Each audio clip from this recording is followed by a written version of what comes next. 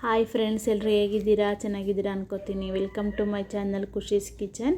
ಇವತ್ತು ನಾನು ಒಂದು ತುಂಬ ರುಚಿಯಾದ ಮೂಲಂಗಿ ಚಟ್ನಿ ರೆಸಿಪಿ ಯಾವ ಥರ ಮಾಡೋದು ಅಂತ ತೊಗೊಂಡು ಬಂದಿದ್ದೀನಿ. ಬನ್ನಿ ಯಾವ ಥರ ಮಾಡೋದು ಅಂತ ನೋಡೋಣ. ತುಂಬ ರುಚಿಯಾಗಿರುತ್ತೆ ಮತ್ತು ಉಪ್ಪು ಹುಳಿ ಖಾರದ ಜೊತೆ ಸೂಪರಾಗಿರುತ್ತೆ. ನೀವು ರೊಟ್ಟಿ ಚಪಾತಿ ಯಾವುದಕ್ಕಾದ್ರೂ ನೀವು ಕಾಂಬಿನೇಷನಾಗಿ ಯೂಸ್ ಮಾಡ್ಕೋಬೋದು. ನಾನು ಅದಕ್ಕೆ ಫಸ್ಟಿಗೆ 4 ಮೂಲಂಗಿನ ತೊಗೊಂಡಿದ್ದೀನಿ. ಮೂಲಂಗಿನ ನಾನು ನಿಮಗೆ ಕ್ವಾಂಟಿಟಿ ಜಾಸ್ತಿ ಬೇಕು ಅಂದರೆ ಜಾಸ್ತಿ ತೊಗೋಬೋದು, ಕಡಿಮೆ ಬೇಕು ಅಂದರೆ ಕಡಿಮೆ ತೊಗೋಬೋದು. ಇದನ್ನು ನಾನು ಸಿಪ್ಪೆ ಇರ್ಕೊಂಡು ಕಟ್ ಮಾಡ್ಕೊಂಡು ಬರ್ತೀನಿ. ಅಷ್ಟರಲ್ಲಿ ಒಂದು ಪ್ಯಾನ್ ಇಟ್ಕೊಳ್ಳೋಣ. ಈಗ ಒಂದು ಪ್ಯಾನ್ ಇಟ್ಕೊಂಡು ಅದಕ್ಕೆ ಒಂದು 2 to 3 ಟೇಬಲ್ ಸ್ಪೂನ್ ಅಷ್ಟು ಎಣ್ಣೆ ಹಾಕ್ಕೊಳ್ಳಿ. ಸ್ವಲ್ಪ ಫ್ರೈ ಮಾಡ್ಕೊಳ್ಳಬೇಕು.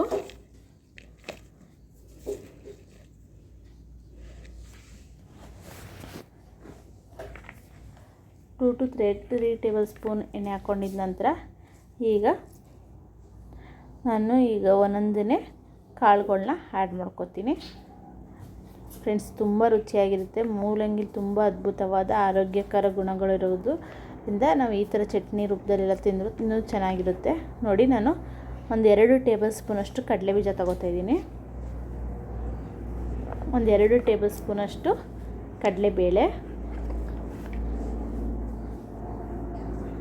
ನೆಕ್ಸ್ಟು 1 ಟೇಬಲ್ ಸ್ಪೂನಷ್ಟು ಉದ್ದಿನಬೇಳೆ. ಇಷ್ಟನ್ನು ಚೆನ್ನಾಗಿ ಫ್ರೈ ಮಾಡ್ಕೊಳ್ಳಿ. ಸ್ವಲ್ಪ ಗೋಲ್ಡ್ ಕಲರ್ ಬರೋ ಅಷ್ಟು ಫ್ರೈ ಮಾಡ್ಕೊಳ್ಳಿ.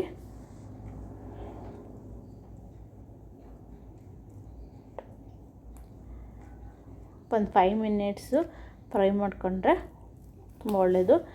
ಮೂಲಂಗಿ ಮೂಲವ್ಯಾಧಿಗೆಲ್ಲ ತುಂಬ ಒಳ್ಳೆಯ ಅದ್ಭುತ ಪ್ರಯೋಜನಕಾರಿ ವೆಜಿಟೇಬಲ್ ಅಂತಲೇ ಹೇಳ್ಬೋದು. ತುಂಬ ಮೂಲವ್ಯಾಧಿನೆಲ್ಲ ತುಂಬ ಪ್ರಿವೆಂಟ್ ಮಾಡುತ್ತೆ. ನೋಡಿ, ಇದಕ್ಕೆ ನಾನು ಹೆಚ್ಚಿಟ್ಕೊಂಡಿರೋಂತಹ ಮೂಲಂಗಿನ ಹಾಕ್ಕೊತಾಯಿದ್ದೀನಿ. ಒಂದು 5 ನಿಮಿಷ ನೀಟಾಗಿ ಫ್ರೈ ಮಾಡ್ಕೊಳ್ಳಿ. ಸ್ವಲ್ಪ ಉರಿ ಕಡಿಮೆ ಮಾಡ್ಕೊಳ್ಳಿ. ಈಗ ಇದಕ್ಕೆ 4 ಹಸಿಮೆಣಸಿನ್ಕಾಯಿ, ಒಂದು 3 ಒಣಮೆಣಸಿನ್ಕಾಯಿ ಹಾಕ್ಕೊತಾಯಿದ್ದೀನಿ. ನನ್ನ ಹತ್ರ ರೌಂಡ್ ಮೆಣಸಿನ್ಕಾಯಿ ಇತ್ತು, ಅದನ್ನೇ ಹಾಕ್ಕೊಂಡಿದ್ದೀನಿ. ನಿಮ್ಮ ಹತ್ರ ಯಾವ ಮೆಣಸಿನ್ಕಾಯಿ ಇದೆಯೋ ಅದನ್ನೇ ಹಾಕ್ಕೋಬೋದು. ಇದಕ್ಕೆ ನಾನು 1-2 ಈರುಳ್ಳಿನ ಕಟ್ ಮಾಡಿ ಇಟ್ಕೊಂಡಿದ್ದೆ, ಅದನ್ನು ಹಾಕ್ಕೊತಾಯಿದ್ದೀನಿ.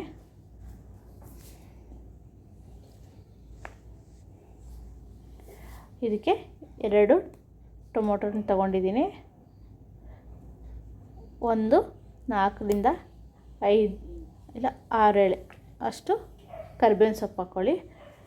1 ಗೆಡ್ಡೆಯಷ್ಟು ಬೆಳ್ಳುಳ್ಳಿ, ಒಂದು ಸಣ್ಣ ನೆಲ್ಲಿಕಾಯಿ ಗಾತ್ರದಷ್ಟು ಹುಣಸೆಹಣ್ಣು, ಸ್ವಲ್ಪ ಕೊತ್ತಂಬರಿ, ಇಷ್ಟನ್ನು ಹಾಕ್ಕೊಂಡು ಚೆನ್ನಾಗಿ ಒಂದು 5 ನಿಮಿಷ ಚೆನ್ನಾಗಿ ಫ್ರೈ ಮಾಡಿ. ನಾವು ಹಾಕಿರುವಂತಹ ತರಕಾರಿ ಸ್ವಲ್ಪ ಬೇಯಬೇಕು.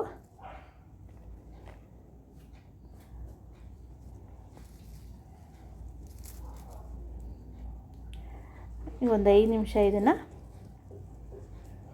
ಬೇಯಲಿಕ್ಕೆ ಬಿಡೋಣ. ಅಂದರೆ ಸ್ವಲ್ಪ ಅದು ಟೊಮೊಟೊ ಈರುಳ್ಳಿ ಎಲ್ಲ ಸ್ಮ್ಯಾಶ್ ಆಗೋ ಥರ ಆಗಬೇಕು. ಇದಕ್ಕೆ ಒಂದು ಸಣ್ಣ ಕಪ್ಪು ಆಗೋಷ್ಟು ಕಾಯಿ ತುರಿ, ಅಂದರೆ ಒಂದು 2 to 3 ಟೇಬಲ್ ಸ್ಪೂನಷ್ಟು ಕಾಯಿ ತುರಿ ಹಾಕ್ಕೊಳ್ಳಿ, ಸಾಕು. ಈಗ ಒಂದು 5 ನಿಮಿಷ ಬಿಟ್ಟು ಸ್ವಲ್ಪ ಲಿಡ್ ಕ್ಲೋಸ್ ಮಾಡಿ,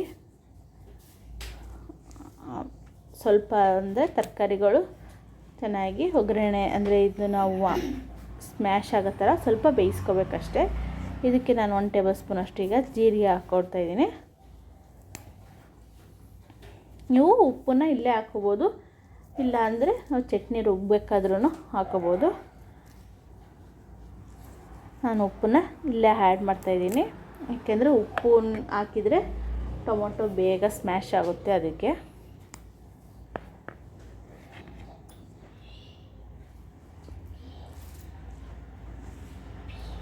ನೋಡಿ, ಚೆನ್ನಾಗಿ ಬೇಯ್ತಾ ಇದೆ. ಜಾಸ್ತಿ ಹೊತ್ತೇನು ಬೇಡ, ಒಂದು 10 ಮಿನಿಟ್ಸು ಚೆನ್ನಾಗಿ ಸ್ವಲ್ಪ ಬಾಯ್ಲ್ ಆಗಲಿಕ್ಕೆ ಬಿಡಿ. ಅಂದರೆ ಈರುಳ್ಳಿ, ಟೊಮೊಟೊ, ಮೂಲಂಗಿ ಎಲ್ಲ ಹಾಕಿರ್ತೀವಲ್ಲ, ಅದ್ರದ್ದು ಹಸಿ ಸ್ಮೆಲ್ ಹೋಗಬೇಕು. ಆ ಥರ ಬಾಯ್ಲ್ ಆದರೆ ನೀವು ಚಟ್ನಿ ಕೆಡಲ್ಲ ಬೇಗ.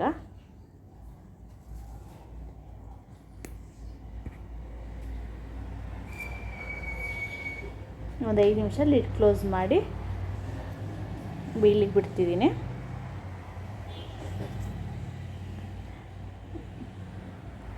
ಐದು ನಿಮಿಷ ಬೇಯ್ದ ನಂತರ ಗ್ಯಾಸ್ನ ಆಫ್ ಮಾಡಿ ಸ್ವಲ್ಪ ಅದನ್ನು ಒಂದು 5 ನಿಮಿಷ ತಣ್ಣಗಾಗ್ಬಿಡಿ.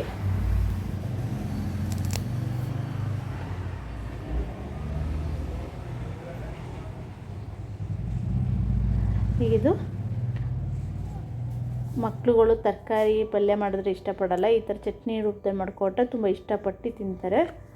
ನೋಡಿ ಇದಾಗಿದೆ. ಈಗ ತೋರಿಸ್ತಾ ಇದ್ದೀನಿ ಯಾವ ಥರ ಆಗಿದೆ ಅಂತ. ನೋಡಿ ಎಲ್ಲ ಸ್ಮ್ಯಾಶ್ ಟೈಪ್ ಬಂದಿದೆ. ಈಗ ಇದನ್ನು ಫ್ಲೇಮ್ ಆಫ್ ಮಾಡಿ ಸ್ವಲ್ಪ ತಣ್ಣಗಾಗಕ್ಕೆ ಬಿಡಬೇಕು.